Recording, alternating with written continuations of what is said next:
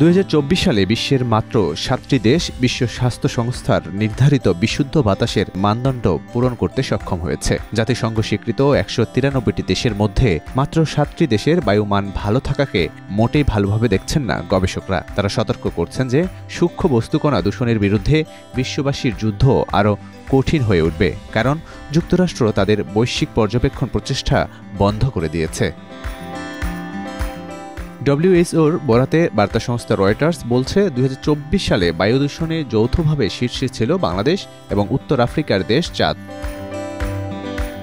প্রতিবেদনে বলা হয়েছে, ডব্লিউএইচওর বায়ুমান অনুসারে বাতাসে সর্বোচ্চ দূষণের যে মাত্রা নির্ধারণ করে দিয়েছে এই সংস্থা, তার তুলনায় 2024 সালে বছর জুড়ে বাংলাদেশ ও চাঁদের বাতাস ছিল 15 গুণেরও বেশি দূষিত।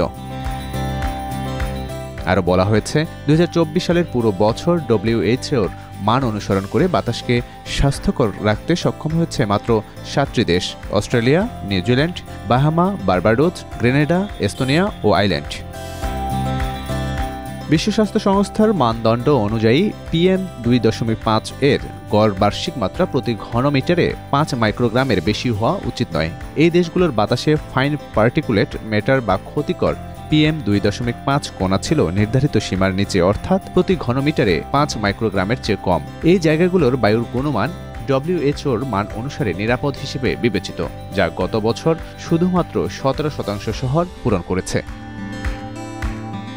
ডব্লিউএইচও অবশ্য স্বীকার করেছে যে বায়ু দূষণের বাৎসরিক বৈশ্বিক পরিস্থিতি সংক্রান্ত প্রতিবেদন তৈরির জন্য যে বিপুল তথ্য উপাত্ত প্রয়োজন, সেসবের একটি অংশ পায়নি সংস্থাটি। বিশেষ করে এশিয়া এবং আফ্রিকার অনেক দেশ তাদের বায়ু দূষণ পরিস্থিতি সংক্রান্ত তথ্য উপাত্ত প্রদান করেনি। ফলে যে প্রতিবেদনটি ডব্লিউএইচও প্রকাশিত হয়েছে সেটি পরিপূর্ণ বা সম্পূর্ণ নয়।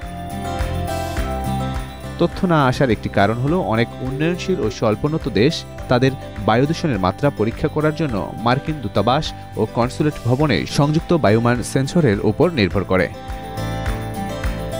সম্প্রতি দেশটির পররাষ্ট্র মন্ত্রণালয় এক নির্বাহী আদেশে দূতাবাস ও কনসুলেট ভবনে বায়ুমান সেন্সরের ব্যবহার বন্ধের আদেশ দিয়েছে।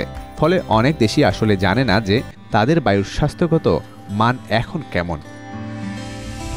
তবে বাজেটের সীমাবদ্ধতার কারণে মার্কিন পররাষ্ট্র মন্ত্রণালয় সম্প্রতি এই স্কিমটি বন্ধ করে দেওয়ার ফলে 17 বছরের বেশি সময়ের তথ্য, যা যুক্তরাষ্ট্র সরকারের অফিসিয়াল বায়ুগুণ পর্যবেক্ষণ সাইট airnow.gov থেকে মুছে ফেলা হয়েছে, এমনকি চাঁদের তথ্যের অভাবের কারণে চাঁদকে IQAR-এর 2023 সালের তালিকায় অন্তর্ভুক্ত করা হয়নি। তবে 2022 সালে এটি বিশ্বের সবচেয়ে দূষিত দেশ ছিল।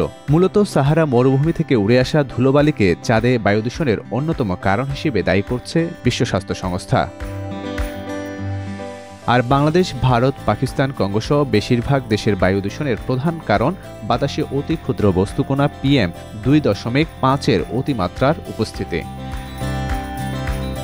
বায়ু দূষণ কবলিত দেশের তালিকায় 5ম স্থানে রয়েছে ভারত। তবে ডব্লিউএইচও দূষণের কবলে থাকা শীর্ষ যে 20টি শহরের তালিকা করেছে, সেই তালিকার 12টি শহরই ভারতীয়। বিভিন্ন দেশের বায়ুমান পর্যবেক্ষণে বিশ্ব স্বাস্থ্য সংস্থার সহায়ক প্রতিষ্ঠান হিসেবে কাজ করে সুইজারল্যান্ড ভিত্তিক সংগঠন IQAR। সংগঠনের ব্যবস্থাপক ক্রিস্টি চেস্টার শ্রোয়েডার রয়টার্সকে বলেন, অনেক দরিদ্র দেশে বায়ুমান পর্যবেক্ষণ করার মতো সেন্সর বা আনুষঙ্গিক সরঞ্জাম নেই। আফ্রিকা মহাদেশে এমন দেশের সংখ্যা বেশি, ফলে ইচ্ছা থাকলেও তারা আমাদেরকে তথ্য দিয়ে সহযোগিতা করতে পারেনি। যুক্তরাষ্ট্রের শিকাগো বিশ্ববিদ্যালয়ের অধীন প্রতিষ্ঠান এনার্জি পলিসি ইনস্টিটিউটের ক্লিন এয়ার প্রকল্পের পরিচালক ক্রিস্টো হ্যাসেনকোফ রয়টার্সকে জানিয়েছেন, মার্কিন দূতাবাস ও কনসুলেট ভবনে বায়ুমান সেন্সর বন্ধ থাকায় দূষণ সংক্রান্ত তথ্য পাঠাতে পারেনি অন্তত 34টি দেশ।